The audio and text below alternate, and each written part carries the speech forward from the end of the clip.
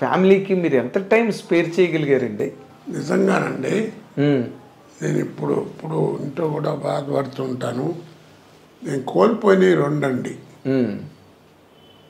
చాలా ఇంపార్టెంట్ విషయాలు. ఒకటి ఫ్యామిలీ లైఫ్, పిల్లలు చదువులు, వాళ్ళని చదివించడం, ఏం చదువుతున్నారు, ఎలా చదువుతున్నారు, వాళ్ళు స్కూల్కి వెళ్తున్నారు లేదా అసలు తెలియదు నాకు.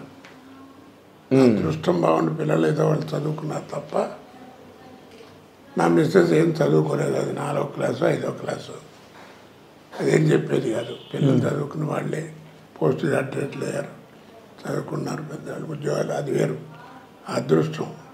అది ఎంత లాస్ అయిపోయానండి. నెలకి 15 రోజులు 2 నెలలకి అట్లా చూసేవాడిని పిల్లల్ని. బెంగళూరు వెళ్ళినప్పుడు అక్కడ బట్టలు అవి బాగుంటాయంటే పిల్లలకైనా కొనుక్కొచ్చేవాడిని. తీరా వచ్చేవాడికి సైజులు సరిపోయాయి కాదు. 2 నెలలు ఆడపిల్లలు మరీ ఫాస్ట్గా పెరుగుతారు. ఏడుపు వచ్చేది నాకు. ఆ రోజుల్లో 2000 పెట్టి కొనుక్కురావటం అంటే ఒక మాటల. అవును. అలాగా అదొకటి, అది మెయిన్ అండి. ఇప్పుడు ఏడుస్తున్నాను. ఎవ్వరు ఉండరు. మనవాళ్ళు ఇద్దరు, వాడు పోయాడు. మనవాళ్ళు చాలా బాగా చదువుతారన్న మనవాళ్ళు. అదే నేను ఎప్పుడు అనుకుంటుంటాను సార్, ఏంటంటే మీరు చిన్నతనం అంతా వాళ్ళని చూడలేదు.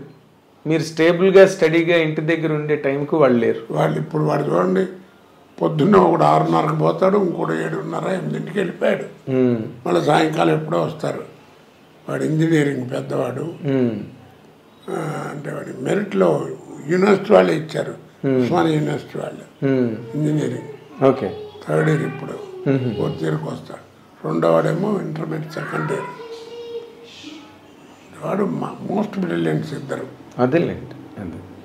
మీరు అంటే నార్మల్గా చెప్తున్నాను. ఇప్పుడు రెండోది బాధపడేది, ఇప్పుడు వాళ్ళని చూడలేకపోతున్నా. నాకు వాళ్ళంటే ప్రాణం. నిజంగానండి. ఒక గంటన్నర కూడా ఉండలేను ఇంట్లో ఉంటే. నాకు ఇంకో పని లేదు ఇప్పుడు. నేను మా ఆవిడ ఇంకెవరు. అంతే కదా. ఇప్పుడు ఏముంది, ఏదైనా ఇప్పుడు చేస్తున్నారండి 1-6 వేషాలు ఏదైనా వస్తున్నాయి. అడుగుతాను ముందు, మీరు బాబు అని క్లియర్గా చెప్తాను, ముందు కథ చెప్పు కానీ అని.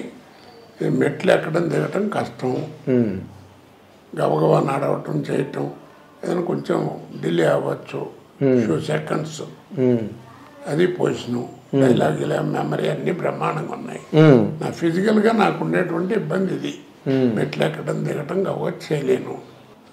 అలా స్టేబుల్గా కూర్చుని డైలాగ్ చెప్పేది. గబాలు లేవాలంటే ఉన్నట్టుండి గబాలు లేచి కొట్టటాలు చేయటాలు పట్టాలు అవి చేయలేను. ఇప్పుడు కథ చెప్పు అంటారు. ఓకే. వాళ్ళకి అర్థమైపోద్ది కదా, వాళ్ళ కథలో మనం ఇది ఉంది పెట్టచ్చో పెట్టకూడదని. అవునండి. ఎందుకు చెప్తానంటే నాకున్న ఎక్స్పీరియన్స్కి, నాకున్నటువంటి దీనికి ఏం మాట్లాడకుండా వెళ్ళి అంటే నేను దగ్గర పెట్టలేంటే ఇప్పుడు చెప్తారేంటి సార్, ముందు చెప్పచ్చు కదా అంటారు. ఆ మాట అనిపించి కూడా నాకు ఇంత తల కొట్టినట్టు ఉంటుంది.